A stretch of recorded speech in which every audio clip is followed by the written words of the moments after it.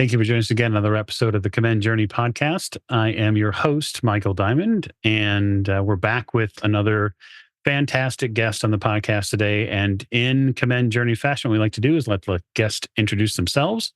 And so, guest, tell us who we are speaking with today. Hi, I'm Derek van der Vorst, CEO of Sound Intelligence. Just to give a bit of background on myself, I started in the industry about 18 years ago, actually almost to the date, with Sound Intelligence back in the Netherlands. That is where we are still headquartered and where we make our sound analytics software. But the past 5 years, I've been here in the US and building up the team here in the US. Fantastic. So, given that you're new to the show, which is always wonderful to have, I'd like to get an idea of who Sound Intelligence is for the folks listening at home. Sure. Well, Sound Intelligence is a software company, and we have been around for about 24 years in total. We're a spin-off out of the University of Groningen, and basically we patented a model of the human ear so we can kind of distinguish different sounds and sound patterns. And since about 2006, when I joined the company, we focused on the security industry, where we had questions from customers that said, hey, can you detect aggression in people's voices? Can you detect glass break, car alarms, gunshots? So that's kind of what we've developed. Over the years, we have gone from kind of more of a server-based solution to an edge analytics solution. So we can actually run right on the edge device and have very high accuracy in detecting all these different sounds and alerting security on those important sounds. Okay. So that sort of brings me to my next question, which is if someone was out there looking for that level of sort of sound analytics, what would you bring to their project? Is it project based? Is it very specific, sort of bespoke methods that you use in each project, or do you have certain tiers of software you would use with basically anyone? Because we've been around for so long, I always say we have made more mistakes than anyone else, right? So we know what can go wrong and what will go wrong, and then we of course continue making mistakes. But I do believe that we have learned, and I think a big learning what we've kind of taken into our software is that we've built up this huge data set of audio data, right? Millions and millions of sounds that we have all annotated, which means that at least two people have at least listened to each and every sound and have said, okay, from this millisecond to this millisecond, this was a car passing by, this was laughter, this was a dog barking, this was aggression, this was a gunshot, right? And based on that, we then take that full data set and we augment it with other data sets. So we basically what we do with it is we mix it with different background noise levels, different echo, all kinds of different audio parameters to make the data set as robust as possible. And the end result is that we have a very robust product, which actually can work very well in all environments. Now, there's still the possibility to fine tune on a specific location, but generally it's the same product, and it's just the fine tuning that is done locally. Okay. So I wonder, given that intensity when it comes to sound analytics, what took you from where you were before you came to work for the company to being a part of how did this ignite your own passion in sound? Well, I mean, I've always been very interested in sound, from learning to play the guitar when I was a kid to kind of listening to music of people who, do it much better than I do. Before I started at Sound Intelligence, I was actually working for another small Dutch company called Philips Electronics. And I actually was working for them in Asia, in Japan, and Hong Kong. I was their product manager for the very first MP3 player that they launched. And later on, I was asked to move to San Francisco and head up their business development team for their speech recognition platform. So I've basically been in the audio and speech recognition space all my career. And then, of course, when Sound Intelligence came on my path, I saw a great opportunity to focus on something that can really add value and be a differentiator. Yeah, absolutely. It sounds like you've gotten a breadth of experience from all over the world, which is excellent, right? I think culturally speaking, each market is different. Their needs are perhaps somewhat similar, but the pathways that each country or culture use to really find those solutions can be quite different. And I think that's exciting in a lot of cases. Absolutely. So When you look at the breadth of the security market in today's age, what specific challenges do you see in that market? And then how do you at Sound Intelligence leverage what you have to create solutions for your customers? Well, I mean, obviously there's all kinds of challenges. I would say I think a lot of people are still dealing with the basics, right? Putting in video, putting in access control, moving away from old analog systems to their replacements, which of course makes a lot of sense. But I think they're missing a big opportunity in a couple of different ways. I think one is audio. Audio is our primary warning method as a human being, right? If something drops on the floor, we'd all turn our heads towards that sound, and all these security systems out there miss that part. So I think audio missing out on the audio opportunity, both in terms of the added value it can bring to customers, but also really the business side of it. System integrators, manufacturers like ourselves, I think have a great potential to grow there. But then if you take that further, the next point is, of course, analytics, right? Looking at what we can do with sound analytics, but also what you can do with generative AI into helping customer service improve or other things. I know Commend is very active in that space as well. I think those are some challenges that we already have some good answers for, and that will only grow in the future. Yeah, I agree. I think it still boils down to really the top two senses for most humans, right? It's sight or sound, one of the two. And in today's security market, you can't simply rely on one. The more senses that you engage on any sort of specific industry solution, it becomes harder and harder to beat. Absolutely. It's not guaranteed, it's not foolproof. I don't think anybody in the industry would submit that because they know the perils they're in. But it is different to say on a camera, say that watches an important section of an office building. When you see something fall, that's one thing. An object fall is one thing. But being able to back that up and understand with sound what happened, right?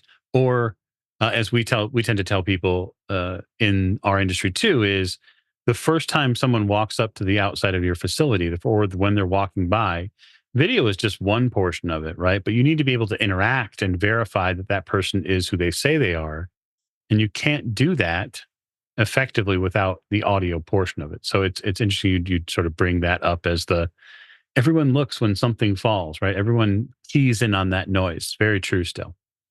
Yeah, absolutely. And maybe to add that to that, I think there's also the opportunity to, if you focus on some very specific use cases, right, solving real issues. I think workplace violence is a big issue in all kinds of industries, but the one I'm highlighting here is in healthcare. The amount of verbal and physical abuse against nursing staff is devastating. It's terrible. We have ways to make security much more aware and really reduce response times and help save these situations. And that's just one example there where analytics can help. But I think if you take some real specific use cases and zoom into that, you can really add value. Yeah, I agree. And you don't know that that's happening unless the system you are using can hear it, Exactly. because you're not going to have, for tons of different reasons in a HIP situation, you're not going to have cameras sitting inside rooms necessarily for privacy concerns, obviously. But a proper software analytic might be able to detect when a patient's being aggressive. And that might be able to lend some assistance to security staff or just the nursing staff there that can understand that there is an issue in this room. So it's an excellent example. I wonder if there are a couple of other examples you could give of what sound intelligence does in maybe different verticals, so we can see the example get played out. Yeah, sure. One example that comes to mind is a high school. It was in South Carolina. They thought they had about 60 school fights per year. They wanted to do something about it because when they reviewed their video footage, without audio, of course, they saw it took them between 3 and 5 minutes to even get to the scene. And by that time, there was already a couple of kids with bloody noses and maybe other injuries. There were a lot of school nurse visits. There were a lot of calls from parents that were concerned about their kids getting into fights. So they really wanted to do something about that. So they actually deployed sound intelligence. And the first thing they saw was actually against their expectation, that there were a lot more fights than they knew about. So it was actually closer to 100 fights per school year. Now, the good news is, with the addition of the sound intelligence system, they were able to respond much quicker to these fights. So they now could reduce their response time from 3 to 5 minutes, in the case they were even made aware, to 20 to 30 seconds of having someone there, whether it was a school resource officer or a teacher. But basically, they were able to break up these fights, calm things down very quickly, and they really saw a big impact. So they saw a reduction in fights, they saw a reduction in school nurse visits, they saw a reduction in concerned parents. But the interesting thing is, after a little while, after a few months, they analyzed the data and they saw that most of these fights start in the same locations. Mhm. So in the end, what they did is they kind of rerouted how kids could travel between classes and where they could be during recess. They placed a couple of teachers in strategic locations. And with that, they pretty much got rid of the whole violence situation. Hmm. Yeah, it's interesting. Schools are always something that is on the mind of people who work in our industry. Absolutely. Whether it's knowing that it's a market that needs a lot of different assistance, or just the fact that you might have kids in schools as well, and you're sort of hyper focused when you're not at work on what your kids are up to and making sure that they're safe. So it's interesting that not only did sound intelligence provide actionable data on what they needed, but the school was able to thus create a better security plan overall. Absolutely. And so the intrinsic benefit is that there's a multi-layered, actionable piece of intelligence that they can act on after these software analytics are running at their site. And so that's great. And that means that they can change the model of what they're doing and likely make it actionable change for down the line and for the future. That's great. Yeah, I like the way how you phrase that. Okay, so maybe another vertical you might have, Derek, as an example. It can range from just corporate campuses to public transport. We have hundreds of sensors in trains, right? Staff harassment or unsafe situations happen in these trains as well. By being able to alert, the central security office when there is a situation, they can have a response right there at the next station, or even have someone from elsewhere in the train go to the compartment where the issue is. I would go back to the healthcare example, but then actually more zoom in onto the patient rooms. So we see that sound has a big impact on how well people can sleep. So we've created something which we call the Zen score. That stands for zero excessive noise. And basically, there's two things that drive this. One is patients falling, and all the costs and challenges that come with that for the patient, but also the hospital, and the amount of aggression in hospitals. Now, if you look at scientific research on that topic, people who have a good night's sleep, they recover better, they're less grumpy, and they fall less. Right. So if you can focus on that, good night's sleep, you can make a real big impact. So with our Zen score, we basically give hospital administration dashboards, so they can keep track of what are my noisy rooms at night, what are my quiet rooms at night, and if I had a noisy room, what can I do about that? What is the sound source that actually triggered those sounds? Is it maybe nursing staff that is being very loud at 3 a.m. at night, or are there other things, the HVAC, a slamming door, medical device alarm tones?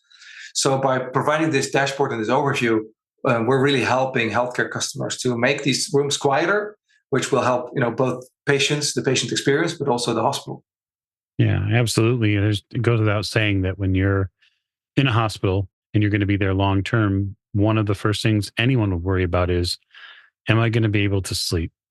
Am I going to be able to get the rest I need? And so that's a great example of how the product can potentially work to everyone's advantage by making their sleep better. So it's little things like that that a lot of end users don't necessarily think about. And so we have to raise the profile on those solutions so that people understand, listen, it's not just about aggression detection. It's not just about one piece or sliver of information. Is we're going to be able to look at everything that comes in and then analyze what that data is and then be able to provide that more customized solution. Well, and maybe to add to that, an interesting fact is that if you look at hospital reimbursements, right, the average hospital in the US gets about $200 million in reimbursement per year. Mhm. A chunk of that reimbursement is related to their HCAP scores. So it's basically your customer satisfaction questionnaires, the HCAPs scores. One of the 18 questions in that HCAP survey is about how quiet was your room at night. So it basically has a 5.6% impact on that total score.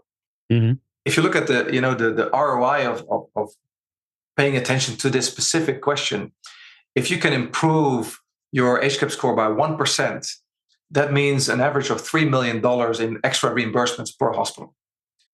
So it's a very different way of looking at things, but we see that more and more customers, more and more health systems have a very clear focus on that because it's their bottom line. Yeah, absolutely. I don't see why you wouldn't be focused on it because, again, for them, it's about serviceable monies that they can get back in reimbursement. That makes a lot of sense. Okay. So let me ask the sort of wrap up question, which I generally ask all of our interviewees, which is when you look at your customer base, when you look at the people that you're talking to about your solutions, where do you see them focusing their budgets over the next 5 years?